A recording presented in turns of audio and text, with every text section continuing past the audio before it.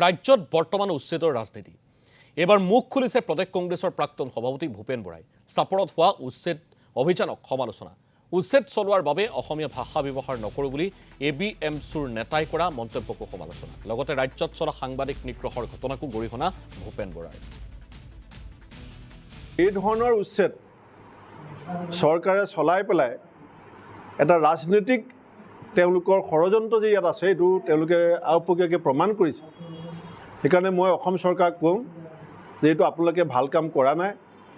এই ধৰণৰ উচ্ছেদেৰে আমাৰ সমস্যা আৰু ডাঙৰ কৰিব।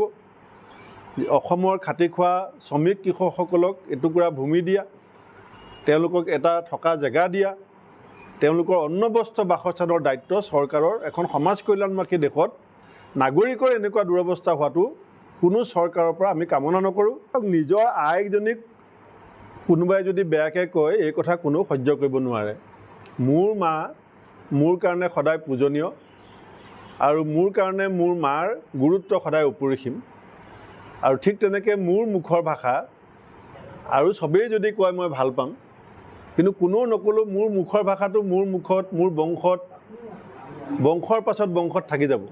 সেইকাৰণে এই যিখিনি সংবেদনশীল বিষয়, জাতি ধৰ্ম ভাষা এইবিলাকক লৈ পেলাই কোনো উচতনিমূলক বক্তব্য নিদিয়াটো ভাল।